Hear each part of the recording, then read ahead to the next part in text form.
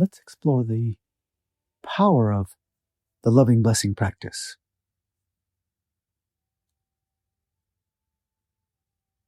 My first year at the ashram, that summer, 1998,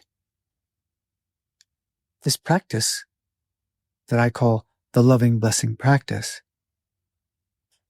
which is actually in Sanskrit called Ashirwad.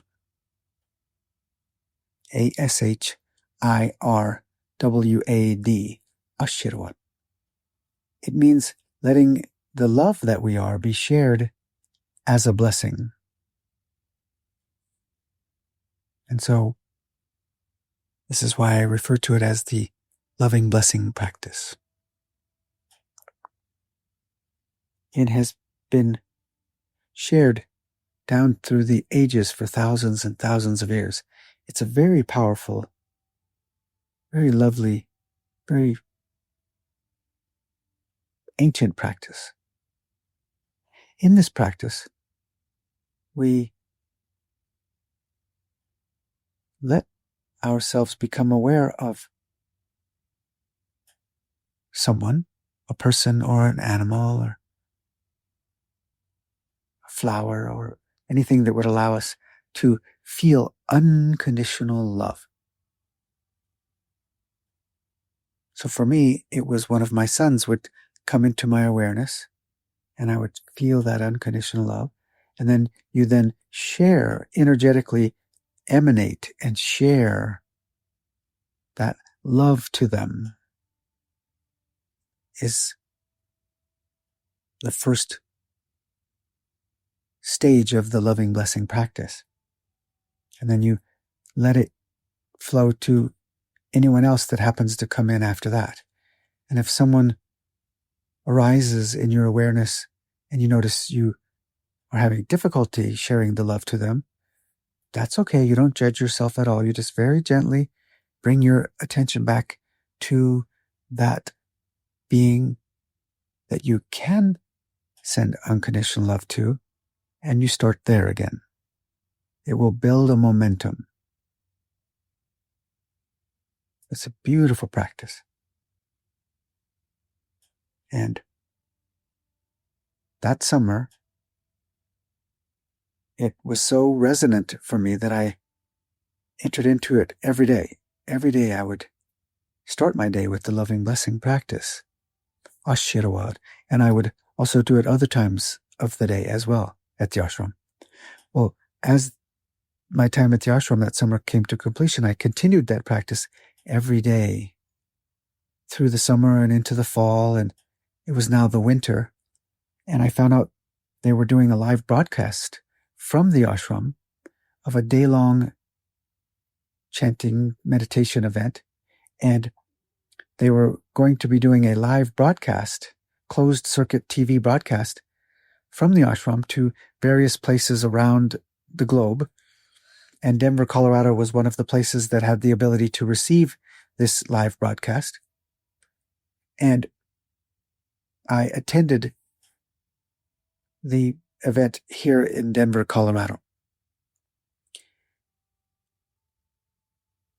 As the live broadcast from the ashram began, I was just so tender, and it was so sentimental for me to see this imagery from the ashram, this live broadcast of,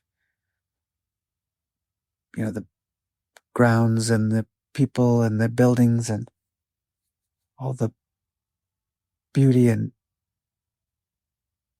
wonder of this magical place that I had experienced the summer before. And then, as I was seeing the imagery from the ashram, I became aware of someone that I met that previous summer who was a friend of my son. They had become friends, and she had also gotten to know me, and she would come and sit with us.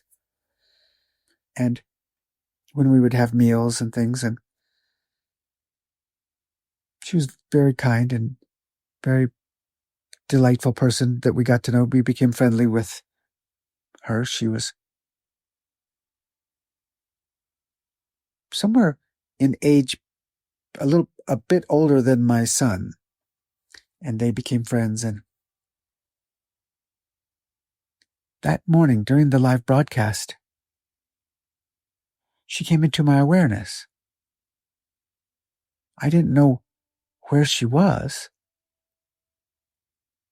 I didn't know if she was at the ashram, if she was at home where she lived, or somewhere else on the planet, because she was very much a world traveler. She could have been anywhere on Earth. But it didn't even matter. And it turns out it doesn't matter. In the loving blessing practice, you don't even have to know where someone is. Just by letting them be in your awareness and then sharing the love that you are to them, which is what the loving blessing practice is. It's allowing the love that we are to be shared as a blessing. So when she came into my awareness, I just kept sending her love and sending her love and sending her love all throughout the day. And if I would get distracted, I would bring myself back to the loving blessing practice, letting this love that I am be shared to her as a blessing all throughout the day. It just felt so simple and powerful and lovely. And it just felt like we were connected and that she was at peace in that love and that everything was okay. She wasn't sad anymore.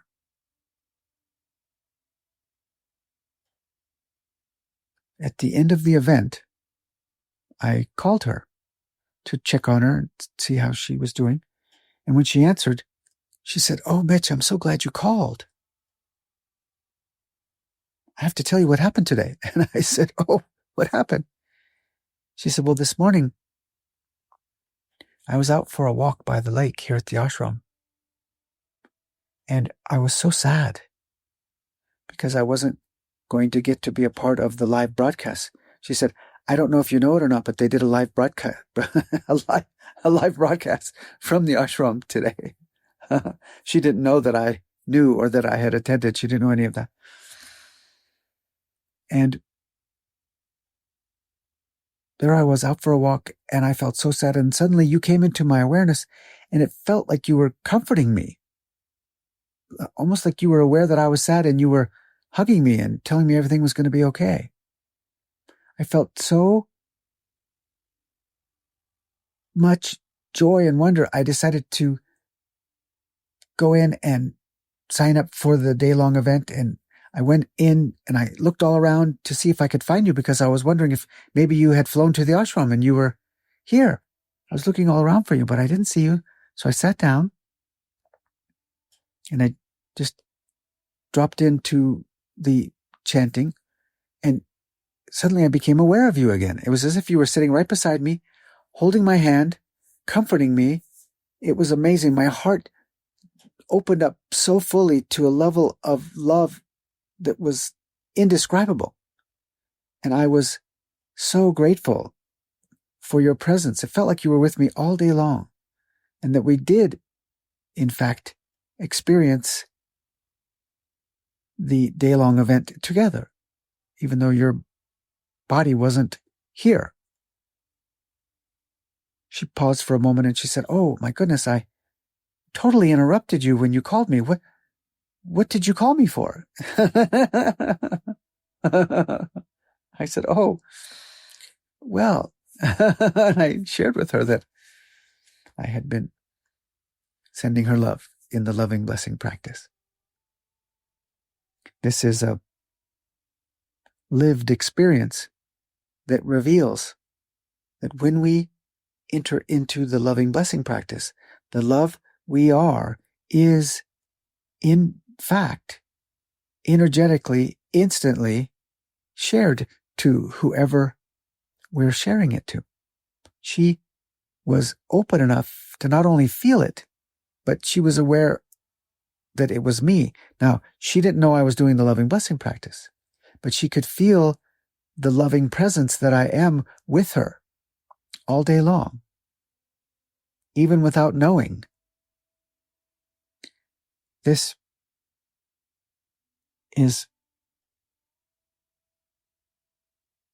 a direct example of the true power and loveliness of the loving blessing practice. So every moment when you're in the loving blessing practice, not only is it benefiting you because you're getting to experience the love that you are, ever more liberated, the person that you're sharing the love that you are with is also benefiting from it.